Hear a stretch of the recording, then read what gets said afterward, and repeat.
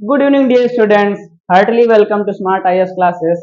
Geography की जो series लेकर चल रहे थे उसमें प्रीवियस क्लास में हमने क्लास 9 का जो चैप्टर पढ़ा इंडिया साइज एंड लोकेशन, और इसी ज्योग्राफी की सीरीज को आगे बढ़ाते हुए क्लास 10th की ज्योग्राफी का जो फर्स्ट चैप्टर लेकर आए हैं वो है रिसोर्सेस एंड डेवलपमेंट।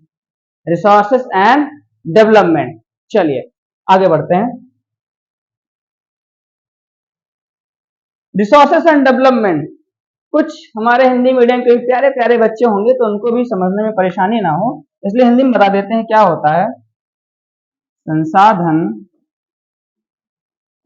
रिसोर्स को हिंदी में बोलते हैं संसाधन, और डेवलपमेंट को बोलते हैं विकास। डेवलपमेंट को क्या कहते हैं? विकास। तो रिसोर्सेस एंड डेवलपमेंट का मतलब संसाधन और विकास। तो सबसे पहले समझते हैं रिसोर्सेस क्या चीज होती है। रिसोर्स क्या चीज है? जो चीज हमारे यूज में आए, हमारे डेली नीड को सेटिस्फाई करे, वही सारी चीजें क्या हो जाती हैं? रिसोर्स हो जाती है। चीजें क्या हो जाती हैं? रिसोर्स, जो हमारे यूज में आए। तो अब ये देखते हैं डेवलपमेंट का इसमें क्या मतलब। रिसोर्स तो हम पढ़ ही रहे हैं, साथ में डेवलपमेंट का क्या मतलब? अरे उन्हीं रिसोर्सेस का यूज करके क्या करते हैं हम लोग? डेवलपमेंट करते हैं। रिसोर्सेस का यूज करके क्या करते हैं? डेवलपमेंट या फिर विकास करते हैं। चलिए आगे बढ़ते हैं नेक्स्ट स्लाइड की ओर। पहले से डेफिनेशन की ओर बढ़ते हैं। ये देखिए रिसोर्सेज की definition. Everything available in our environment which can be used to satisfy our needs provided it is technologically accessible, economically feasible and culturally acceptable can be termed as a resource। अब समझिए कि ये क्या definition क्या कह रहे हैं कि हमारे पर्यावरण, हमारे एनवायरनमेंट में सारी चीजें मौजूद हैं। सभी चीजें जो जरूरत की हैं, जो जरूरत की नहीं है, वो सभी चीजें हमारे एनवायरनमेंट में मौजूद हैं। लेकिन उनमें से रिसोर्सेस क्या हो सकते हैं? उनमें से रिसोर्स क्या होते हैं जो टेक्नोलॉजिकली एसेसिबल हो। टेक्नोलॉजिकली एसेसिबल का मतलब आसान तकनीक के द्वारा उन्हें प्राप्त किया जा सके। मतलब ऐसे रिसोर्सेस नहीं कि पता चला हम उन्हें टेक्नोलॉजी के द्वारा या फिर जो भी तकनीक का यूज करके उन्हें हम अगर पा नहीं पा रहे हैं, उपलब्ध नहीं हो पा रहे हैं, तो कैसे रिसोर्सेस मौजूद रहे, वो चाहे जहां पर है ना? बात समझ रहे हैं ना? तो ऐसी चीजें जिन्हें हम टेक्नोलॉजी के द्वारा पा सकते हैं बहुत आसान तकनीक से, उन्हीं को रिसोर्सेस कहा जाता है। दूसरा, इकोनॉमिकली फीसेबल हो, यानी कि उन रिसोर्सेस की मदद से हम इकोनॉमिक डेवलपमेंट कर सकें। कैसा डेवलपमेंट? इकोनॉमिक डेवलपमेंट कर सकें। ऐसे रिसोर्सेस, ऐसी चीजें रिसोर्सेस कहलाती हैं। दूसरा, कल्चरली एक्सेप्टेबल। कल्चरली एक्सेप्टेबल का मतलब ऐसे चीजें जो किसी को हार्म ना पहुंचाए, यानी कि सोसाइटी के द्वारा क्या हो, वो एक्सेप्टेबल हो। जैसे फॉर एग्जांपल लेते हैं, एक न्यूक्लियर बम लेते हैं। चलिए, तो न्यूक्लियर बम एक रिसोर्स है। Other its effect is positive और नेगेटिव, उससे नहीं मतलब, एक रिसोर्स है वो। लेकिन अगर उसे कहीं यूज किया जाएगा तो पूरे जनमानस में क्या हो जाएगा? नुकसान, बहुत भारी नुकसान हो जाएगा। और वो कैसा होगा? कल्चरली अनएक्सेप्टेबल होगा। कैसा होगा वो? Culturally unacceptable. और होना कैसा चाहिए उसे? कल्चरली एक्सेप्टेबल, यानी कि सभी के द्वारा वो अपनाया जा सके, यानी किसी को उससे नुकसान ना पहुंचे। इतनी बात समझ में आई? तो और देख लेते रिसोर्स। जैसे एक चीज और, कि एग्जांपल लिया हमने कि मान लीजिए हमें अपने मार्केट प्लेस में घूमना है, हमें अपने टाउन एरिया में मार्केट प्लेस में घूमना है, तो अपनी हम बाइक से घूमेंगे। किससे घूमेंगे? बाइक। उस टाइम पे हमारे लिए रिसोर्स क्या होगी? हमारी बाइक होगी। लेकिन जैसे मान लो भाई कहीं ट्रिप पे जाना, California, London, UK, US, Switzerland, इन सब जगह पर कहीं जाना है, तो क्या वो अपनी बाइकें लेकर जाएंगे? नहीं ना, पॉसिबल नहीं है। उसके लिए हमें क्या, एक गवर्नमेंट फैसिलिटी लेनी पड़ेगी। वो भी क्या होगी? वो फ्लाइट। फ्लाइट की मदद से हम लोग जा पाएंगे। उस टाइम पर हमारे लिए वो बाइक हमारे लिए रिसोर्स में, उसको रिसोर्स कंसीडर नहीं करेंगे। तो यानी कि इससे हम समझे क्या? रिसोर्स हमारे लिए वो चीजें हैं जो हमारे यूज में आए, जो हमारी नीड को सेटिस्फाई करें। इतनी बात समझ में आई? चलिए आगे बढ़ते हैं। interdependent relationship between nature, technology and institutions। अब देखते हैं इस इंटरडिपेंडेंसी को देखते हैं, पहले बीच में देखते हैं ये ह्यूमन बीइंग को। किसको देखते हैं? ह्यूमन बीइंग को, क्योंकि यही एकमात्र, यही ह्यूमन बीइंग प्राणी ही है जो क्या करते हैं, सब पूरे रिसोर्सेस का यूज करते हैं। बस हमें तो चलिए देखते हैं कि interdependency through technology, physical environment and institution कैसे है। जो ये ह्यूमन बीइंग है, ये टेक्नोलॉजी की मदद से, तकनीक की मदद से नेचर से इंटरेक्ट करता है और रिसोर्सेस को निकालता है। ठीक, टेक्नोलॉजी की मदद से क्या करता है, नेचर से इंटरेक्ट करता है और नेचर के थ्रू रिसोर्सेस को पाकर वो इंस्टीट्यूशन डेवलप करता है। और जब इंस्टीट्यूशन डेवलप हो जाते हैं तो ओवरऑल क्या होता है, डेवलपमेंट होता है। ओवरऑल क्या होता है, डेवलपमेंट या फिर विकास होता है। चलिए डेफिनेशन की ओर चलते हैं। Human beings can interact with nature through technology and create institutions to accelerate their economic development। देखिए, interact with nature through technology बताया ना चार्ट में, किससे इंटरेक्ट करता है, नेचर से। किसकी मदद से, टेक्नोलॉजी की मदद से। और इन्हीं टेक्नोलॉजी की मदद से जब नेचर से इंटरेक्ट करता है तो क्या बनाता है, वो इंस्टीट्यूशन बनाता है। क्लियर, जिससे क्या होता है, किसी भी देश का, किसी भी कंट्री का इकोनॉमिक डेवलपमेंट होता है। इतनी बात समझ में आई। चलिए आगे बढ़ते हैं, एक चार्ट समझ लेते हैं जो कि है क्लासिफिकेशन ऑफ रिसोर्सेस। रिसोर्सेस का क्लासिफिकेशन कैसे किया गया। तो फर्स्ट जो ब्रॉड कैटेगरीज की बांटी गई वो दो में बांटी गई, एक तो आपका नेचुरल रिसोर्स और दूसरा ह्यूमन रिसोर्स। तो नेचुरल रिसोर्स देख लेते हैं क्या होते हैं और ह्यूमन रिसोर्स भी देखेंगे क्या होते हैं। प्रकृति की तरफ से, किसकी तरफ से, प्रकृति की तरफ से, नेचर की तरफ से जो हमें रिसोर्सेस मिले हुए हैं उन्हें टर्म करते हैं नेचुरल रिसोर्स में। और जो ह्यूमन मेड है, यानी कि इनका एक नाम और आर्टिफिशियल रिसोर्सेस भी कह सकते हैं, वो किसमें आते हैं, ह्यूमन रिसोर्स में। किसमें आएंगे, ह्यूमन रिसोर्स में। चलिए तो नेचुरल रिसोर्स को देखते हैं, जो कैटेगराइज किया गया इसको दो पार्ट में, तो रिन्यूएबल और दूसरा नॉन रिन्यूएबल। क्लियर। अब रिन्यूएबल रिसोर्सेस को दो कैटेगरी में, एक तो कंटिन्यूअस फ्लो जैसे विंड, वाटर, ये सब, और दूसरा बायोलॉजिकल, दो में इसको कैटेगराइज किया गया। अब इस बायोलॉजिकल को भी दो कैटेगरी में बांटा गया, एक तो नेचुरल वेजिटेशन, दूसरा वाइल्ड लाइफ, जिसको साइंटिफिक लैंग्वेज में हम लोग फ्लोरा एंड फौना कहते हैं। तो इसी बायोलॉजिकल को किसमें बांट दिया गया, एक तो नेचुरल वेजिटेशन में और दूसरा वाइल्ड लाइफ यानी कि फ्लोरा और फौना के स्पीसीज में से बांट दिया गया। चलिए नॉन रिन्यूएबल रिसोर्सेस देखते हैं। तो इसमें दो कैटेगरी हैं, एक तो जो रिसाइकलेबल यानी कि रिसाइकल कर दिए जाएंगे, दूसरे नॉन रिसाइकलेबल जैसे फॉसिल फ्यूल वगैरह है। अभी रिसाइकलेबल जैसे मेटल्स मान लेते गोल्ड है, गोल्ड की कोई ज्वेलरी लेते हैं, उसको हम कहीं भी कन्वर्ट करा सकते हैं, हमेशा वो बना रहेगा।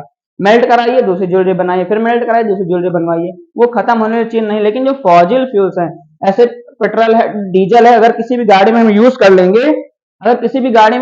कर लेंगे, तो क्या दोबारा आएगा वो, ना वो स्मोक बन के उड़ गया, है ना।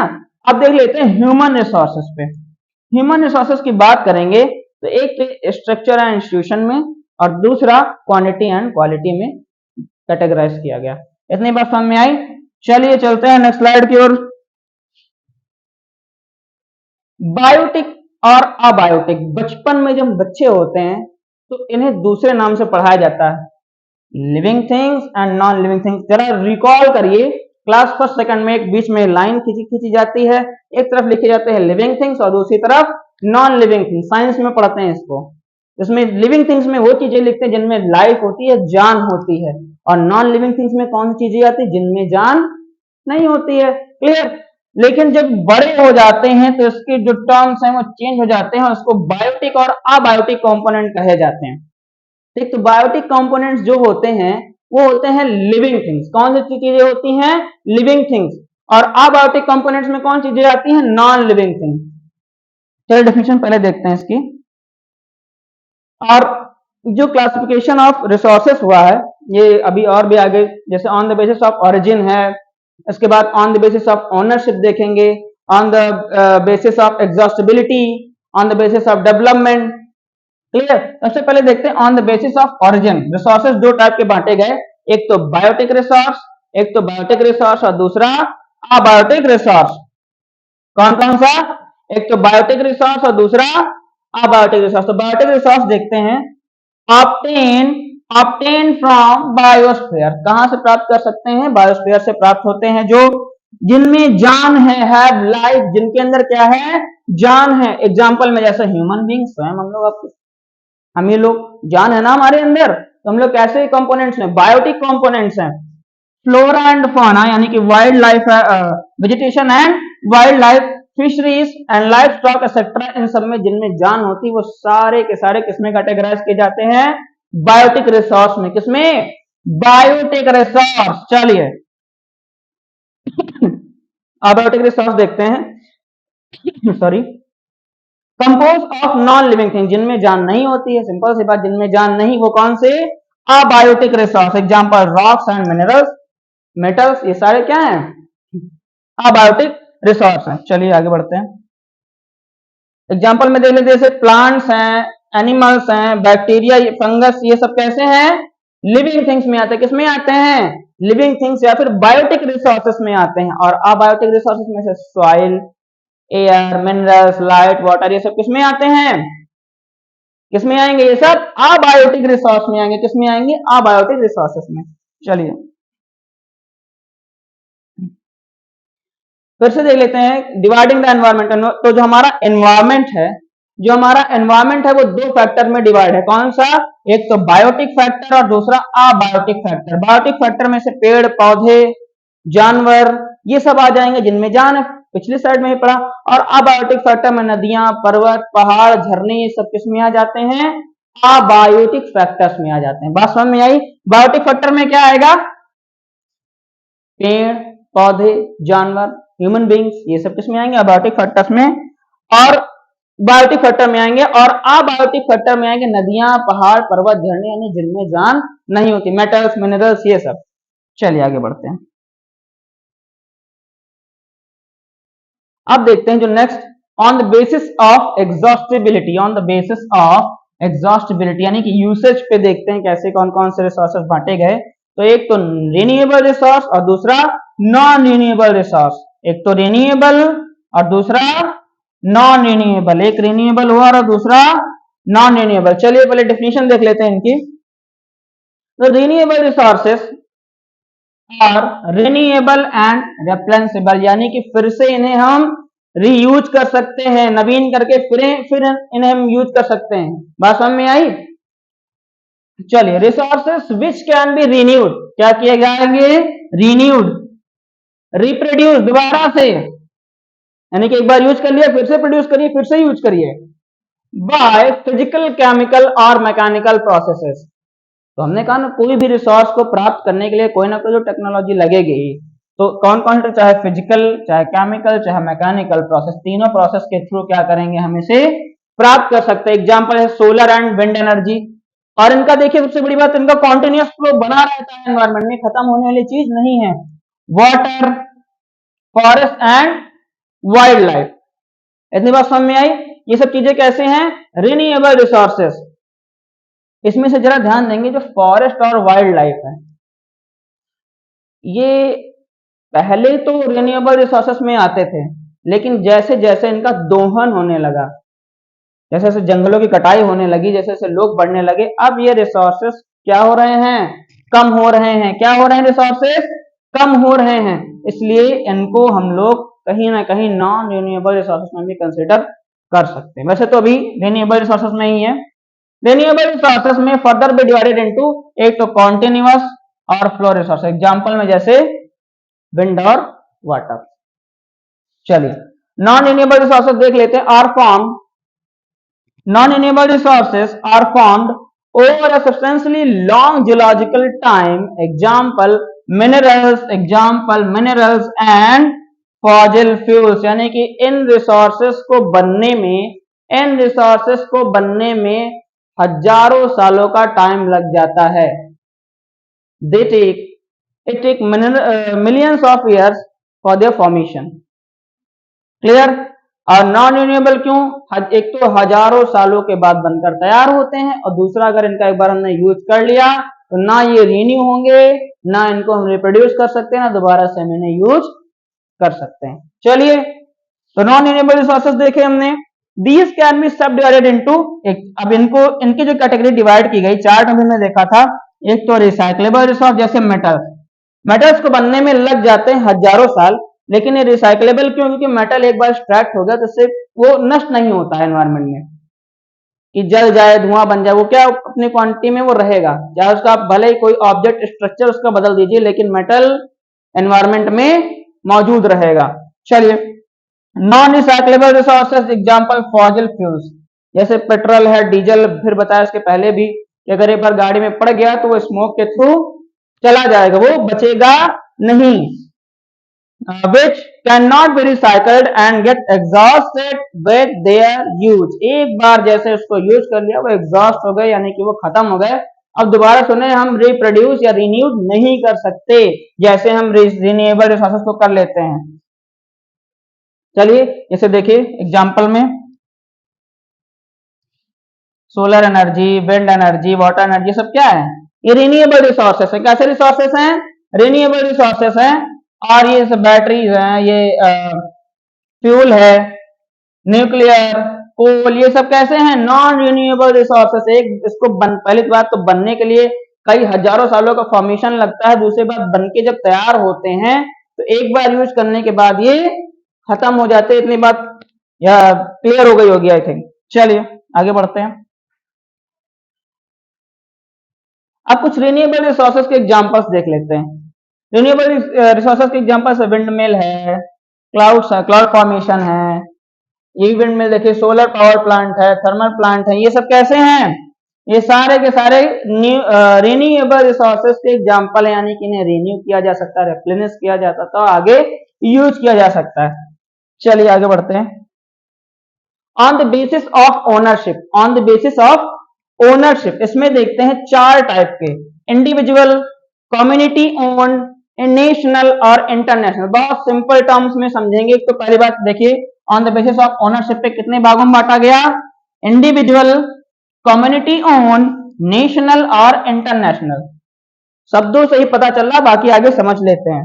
चलिए, तो इंडिविजुअल रिसोर्स क्या होते हैं, are resources that are own privately by individuals, किसी पर्सन के द्वारा, किसी इंडिविजुअल के द्वारा जो पर्सनल चीजें जब वो ओन करता है तो वो कैसे रिसोर्सेस कहलाते हैं, इंडिविजुअल रिसोर्सेस कहलाते हैं। कैसे रिसोर्सेस कहलाते हैं, इंडिविजुअल। एग्जांपल में देख लेते हैं, जैसे लैंड ओन्ड बाय फार्मर्स। अच्छा, एक लाइन इसमें लिखी, allotted bye the government against the payment of revenue. ये मतलब क्या है, एक्चुअली हुआ ये कि जब संविधान बनकर तैयार हुआ था तो उसमें हमें 7 मौलिक अधिकार, 7 फंडामेंटल राइट्स दिए गए थे। कितने, 7 फंडामेंटल राइट्स। तो उसमें से एक आर्टिकल को हटाया गया था और जो आर्टिकल हटाया गया था वो था राइट टू प्रॉपर्टी, इसको संपत्ति का अधिकार बोलते हैं।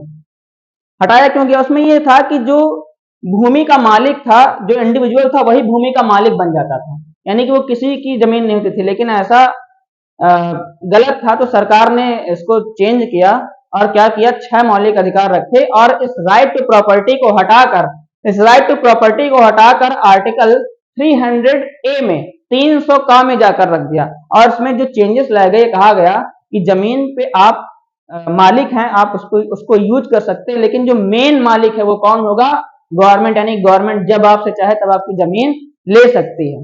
हाँ, कंपेंसेशन दे दे उसके बाद अलग है। चलिए, थोड़ा सा पॉलिटिकल साइंस में घुसना पड़ा समझाने के लिए, आगे चलते हैं।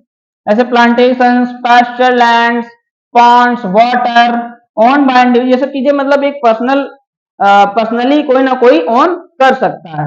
तो इन रिसोर्सेज को बोला गया, जैसे प्लॉट्स है, हाउसेस हैं, और भी प्रॉपर्टी में से कोई भी छोटी मोटी चीजें, गाड़ी, मकान, बंगला, ये सब क्या है, ये इंडिविजुअल रिसोर्सेस है। कैसे रिसोर्सेस हैं, ये इंडिविजुअल रिसोर्सेस है।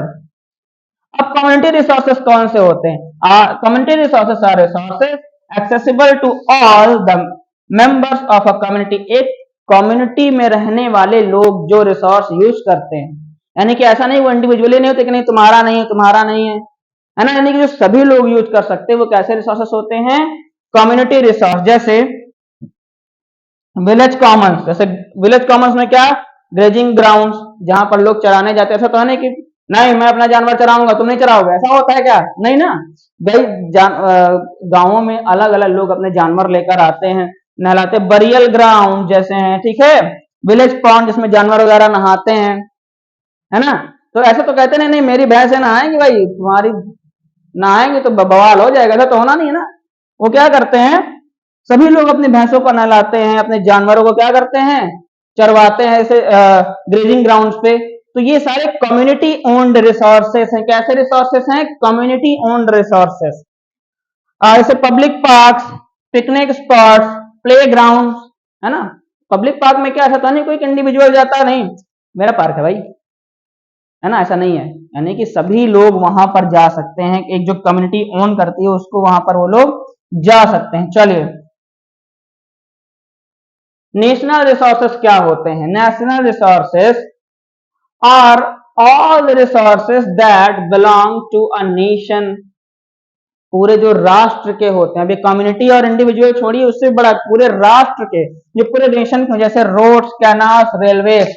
अब रेलवे, रेलवे और ये रोड कैनाल क्या किसी इंडिविजुअल या कम्युनिटी की है, नहीं, पूरे राष्ट्र की है। नेशनल हाईवेज किसके हैं, पूरे देश के हैं। बात समझ में आई।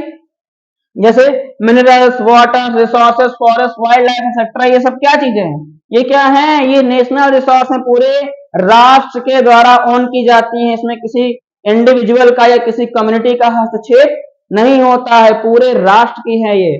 चलिए, जैसे the term territorial water refers to the oceanic area up to 12, ये बहुत ही कायदे से, बहुत शांतपूर्ण तरीके से समझने वाली बात है। ये क्या है, the term territorial water refers to the oceanic area up to 12 nautical miles, approximately जाता है 19.2 किलोमीटर जब निकालते हैं from the coast.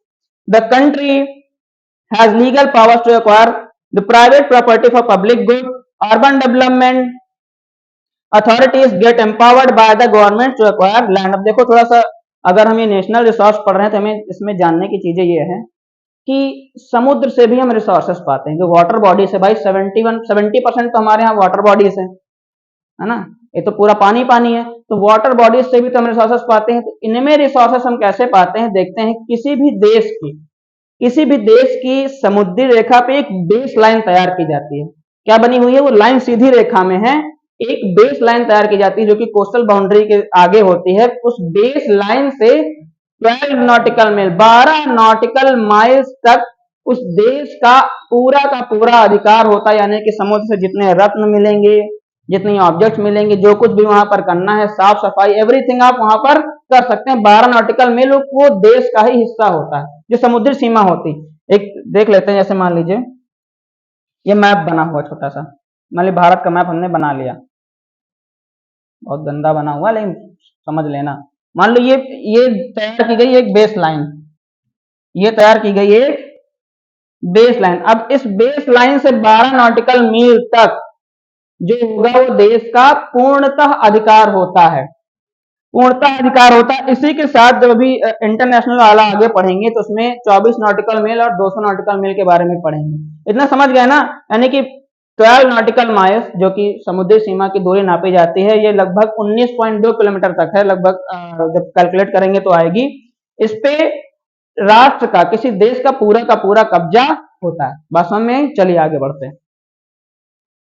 International resources are regulated by certain international institutions. These include, चलिए देखते हैं, the oceanic resources beyond 200 kilometre, beyond, आगे ना वही बात, 200 kilometre of the exclusive economic zone, which belongs to open ocean and individual country can utilize without the concurrence of international institutions. ये यहां पर 200 नॉटिकल मील होना चाहिए, ये किलोमीटर नहीं है, 200 नॉटिकल मील्स। क्लियर, इसको जरा सही कर लीजिएगा, ये 200 नॉटिकल माइल्स है। अब थोड़ी सी बात और करेंगे, जो अभी हमने पिछली स्लाइड में पढ़ा कि 12 नॉटिकल मील तक पूरा आधिकारिक क्षेत्र है, इसी के साथ जो 24 नॉटिकल मील होता है, और थोड़ा आगे बढ़ते हैं, यानी कि 48.4 किलोमीटर की जो दूरी होती है, वहां तक देश का पूरी तरीके से कब्जा नहीं होता। लेकिन हाँ, अगर किसी और कंट्री से आपका बिजनेस चल रहा है, ट्रेडिंग चल रही है, तो अगर इंपोर्ट एक्सपोर्ट का जब बिजनेस होगा, उसमें उस कंडीशन में आप उस कंट्री से टैक्स ले सकते हैं, वो भी आपके आधिकारिक क्षेत्र में ही आता है। जैसे एक बात करें, अगर मान लेते हैं कोई किसी दूसरी कंट्री से आपके 24 नॉटिकल मील के अंदर कोई घुस आया है, वो भी बगैर परमिशन के, बगैर टैक्स के, पता नहीं है आपको, खुफिया खबर लगी कि कोई हमारे यहाँ घुसता हुआ चला आया, तो अगर आप उसको भगाना है, खदेड़ेंगे, अपनी जहाज लेकर लेकर भाग गए, लेकिन वो कहां तक भगाओगे उसको, कहां तक भगाओगे, सिर्फ 24 नॉटिकल माइल तक। अगर वो 24 नॉटिकल माइल का वो जोन क्रॉस कर गया, उसके बाद अपनी बोट ऐसे ले जानी और टर्न करके अपने घर वापस चले जाना है। उसके बाहर निकल गए तो आपके लिए खतरा है, फिर आप दूसरे के ईजेड में घुस गए, इकोनॉमिक जोन में घुस गए हैं। ठीक, आपको कहां तक दौड़ाना है उसको, सिर्फ 24 नॉटिकल माइल्स तक, क्योंकि वहीं तक आपका जो टैक्स लेने का अधिकार है वहां तक दिया गया है। बात समझ में आई। अब बात कर लेते हैं 200 नॉटिकल मील तक। तो जो 200 नॉटिकल मील है, यहां पर किसी देश का सिर्फ एकमात्र कब्जा होता है, उसको कहते हैं कि अगर आपको कोई रॉकेट या मिसाइल का परीक्षण करना हो, जैसे हमारे भारत में उड़ीसा में जो श्रीहरिकोटा द्वीप है, वहां से परीक्षण होते हैं ना भाई, चंद्रयान वगैरह कहाँ छोड़ा जाता, तो मान लेते हैं कोई मिसाइल का परीक्षण करना है, परमाणु का कोई न्यूक्लियर परीक्षण करना है, तो इन परीक्षणों को कहां पर करेंगे, इस 200 नॉटिकल मील में, और इसी को बोलते हैं एक्सक्लूसिव इकोनॉमिक जोन, जिसको शॉर्ट फॉर्म में बोलते हैं ईईजेड। क्या बोलते हैं, ईईजेड। क्लियर। इंडिया है, अच्छा एक और बहुत अच्छी चीज, इंडिया है to obtain the right to mine manganese nodules from the bed of the Indian Ocean from an area। अच्छा देख, इंडियन ओशन जो हमारे यहाँ है, जो नीचे हिंद महासागर इंडियन ओशन है, वहां पर इंडिया का एक अधिकार है, जो कि क्या है, माइनिंग का। कौन सी माइनिंग का, मैग्नीज की माइनिंग का। मैग्नीज नोड्यूल्स, वो मतलब मैग्नीज की क्या कर सकती है, माइनिंग कर सकती है, इंडिया को स्पेशल अधिकार मिला हुआ। चलिए आगे बढ़ते हैं। ये देखिए, इंडिविजुअल में अपना खुद का घर आ गया प्यारा प्यारा। दूसरा, कम्युनिटी ऑन प्राइवेट पार्क को दिखा दिया गया। नेशनल रिसोर्स में रेलवेज को दिखा गया, और इंटरनेशनल में जो समुद्री सीमा पे जितने रिसोर्सेस होते हैं उनको दिखा दिया गया। चलिए आगे बढ़ते हैं। अब ये जो on the basis of development है, on the basis of development की बात नेक्स्ट क्लास में करेंगे, और अभी तक जितना हमने समझा एक बार फिर से देख लीजिए। स्क्रीनशॉट चाहे तो ले लीजिएगा।